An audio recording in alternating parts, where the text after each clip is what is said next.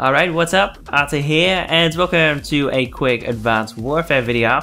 In this one, I wanted to introduce you to what I think is the most underrated assault rifle in Advanced Warfare, the ARX-160. Let's jump into it. Okay, so this is the class setup that I was using in today's gameplay. As you can see, the ARX-160 with the red dot sights, the foregrip, and the laser sight. Of course, courtesy of the primary gun for the wildcards. Then for my other wildcard we have perk 3 greets, and then for perk 1 we have low profile. After that, blind eye, and then next up toughness and scavenger. And then for my streaks, the UAV, the system hack, and then the bombing run. Now this is slowly becoming my favorite score streak setup in the game, and the ARX-160 is slowly becoming my favorite weapon in the game. Definitely give it a go.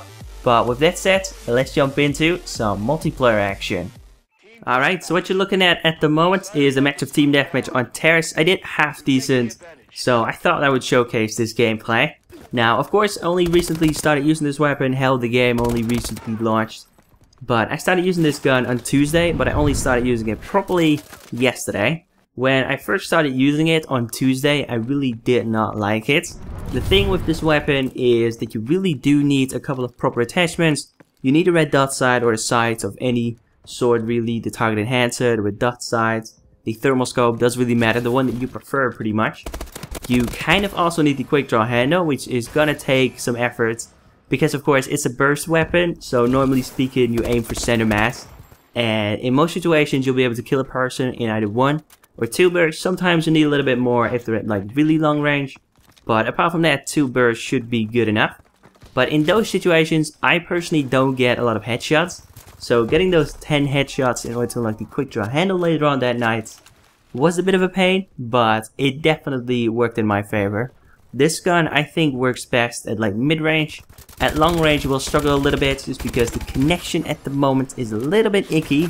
It's actually really bad if I'm quite honest with you. But hopefully they'll fix that in the next few days. I'm really hoping for a hot fix sometime soon.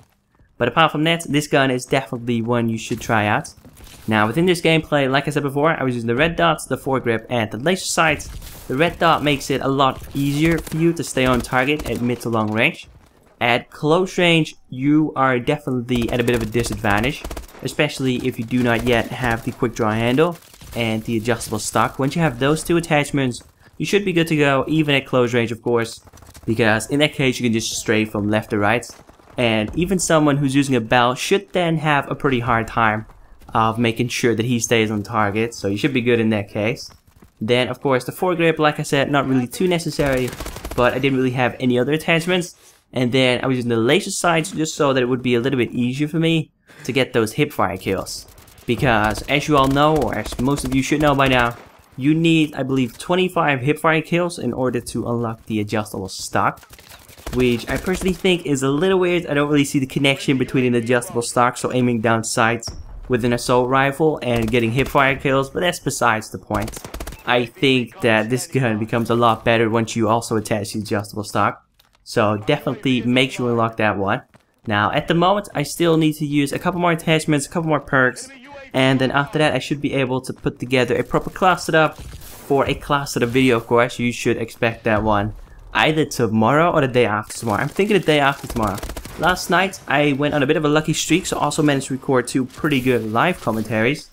Actually, my first 2 proper live commentaries. For the past few days I've been uploading like 5 KD games, 4 KD games, sometimes like a 6 KD game.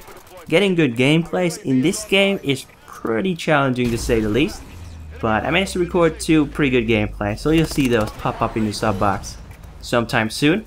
Then for my perks, low profile, this basically makes sure that you don't pop up on the enemies' radar when you're using a UAV. Super useful. Blind eye protects you against other score streaks other than the UAV and the system hack. Next up, toughness makes sure that you don't flinch as much when an opponent hits you. Now in this game, I want to say that toughness is definitely not a perk that is necessary. I don't think so anyway, but in this case, because you're using a burst weapon, accuracy is key, so toughness will help you out a lot. Plus, this gun works best at like mid to long range, and in those situations staying on target is, like I said, key. So toughness is a bit of a must when you use this weapon. But if you want to rush around with like an assault rifle or an SMG or anything along those lines, you really don't need toughness in any way, shape or form. And then finally we also have Scavenger, because I tend to run out of ammo quite a bit. But you can also swap this one for the Blast Suppressor perk. That one's also pretty good. And then for my score streaks, I'm using the UAV, the System Hack, and the Bombing Run. Now this is slowly becoming my favorite score streak setup in the game. I only recently started using the Bombing Run after a few people recommended it to me on Twitter. And it is really good. It's actually really good. Like on average, I get 2 to 4 kills with this one. On certain maps, it doesn't work well at all. Like on Riot, it doesn't work too well. On Ascent, it doesn't work too well. But on those open maps like Green Beds, you should be able to get quite a few kills with this one. So definitely give that one a go. And then once you get the UAV, you should easily be able to get the System Hack. There's 2 more kills. And then just 1 more kill in order to get the Bombing Run. You should be good. Give this setup a go. But also definitely stay on the lookout for a best class setup. But anyway, it'd be much appreciated if you could give this weapon a go. Definitely tell me down below in the comments what you think of it. I personally really like it. Not a lot of people are using it at the moment, and I think it's really good, so I thought that I would make a video about it.